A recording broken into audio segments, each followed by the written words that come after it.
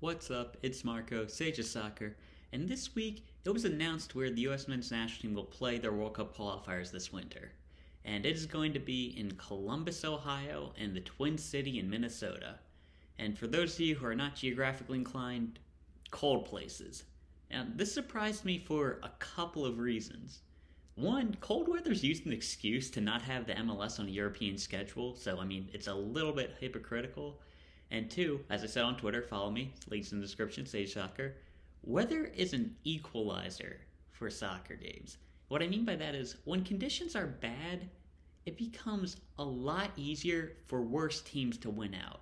And this is because on a bad surface, it's harder to be technical.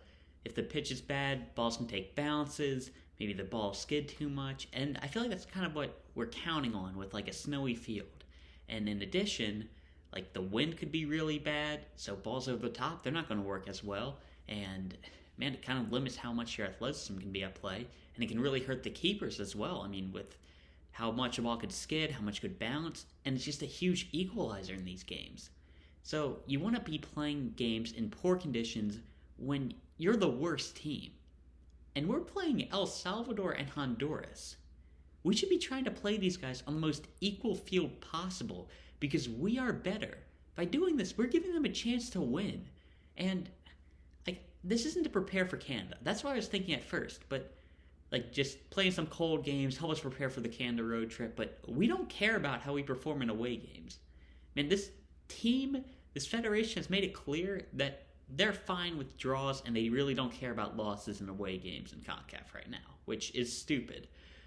But maybe it's to try to give us an advantage, but maybe we get a bit more beneficial than Central American teams where I'm assuming that's really warm there all winter while we're in Europe, and we're probably going to still call up Leggett, who's in LA, which is going to be nice, but maybe it'll give us some edge, but it's still going to hurt us.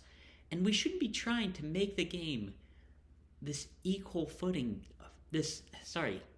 unequal game, because we're better than them. And I'm starting to wonder, why are we doing this? Why do we have this just idea that we need to play these guys in the snow? And then I kind of realized something. We don't think we can win. This federation does not have faith in our team to win this game. And suddenly it started to make sense. The insecurity that this federation has. What I mean by that is they don't believe in American soccer. And they want to do everything they possibly can to try to artificially make it better than it is. Which it doesn't need to do. Now, maybe they don't believe in the MLS. They don't believe it has the ability to succeed on its own. So they try to use the national team to help advertise it. Or that's through announcers mentioning all the MLS games coming up. Or maybe you, like me, believe that they make sure they have MLS players in the squad to try to give this illusion that the MLS is at the same level as all those European clubs, which have players coming into the national team. And maybe that's why they don't want relegation in the MLS, because they don't believe that fans are truly interested in the sport. So if their club goes down, they're going to stop supporting soccer, stop supporting the whole entire sport. Maybe that's why they try to schedule national team games in the worst possible conditions to try to give us that tiny edge that we really don't need and might just end up hurting us. And that's why they don't seem to care if we drop points away from home. They just don't think we're that good. But they shouldn't be this insecure. National team fans stuck around after we missed the World Cup. I think the fan base even grew after that. Soccer is growing in this sport, in this country. The sport is growing. Fans stayed interested in the sport in Miami when the Miami Fusion left. Now, do people even know who the Miami Fusion are? Man, I didn't before I looked into this. I knew about Tampa Bay Rowdies, Miami Fusion. Jeez. But, the MLS quality has improved so much as well. And not only that, the league has expanded so much and the qualities continue to go up.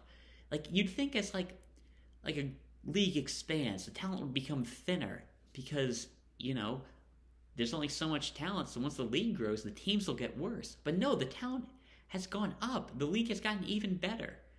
And, man, the national team, how many players do we have playing in the Champions League, in Europe, in top-flight leagues? Everything's improving, but the federation doesn't seem to care, and they don't seem to believe in it.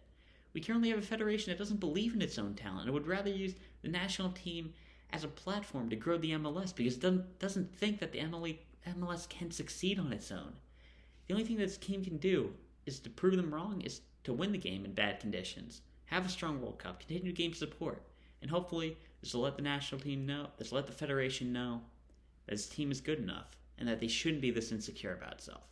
Yeah, that's my feelings on this. I don't like this federation right now. But yeah, that's all I have to say about this. And man, 100 subscribers, that's just amazing. I can't believe it's growing this much. I've got a 100 subscribers special planned. It's going to come up a bit later in December. I was planning it thinking that this wouldn't hit this milestone for a while, but man, it's amazing. And yeah, that's all I'll talk about right now. See ya.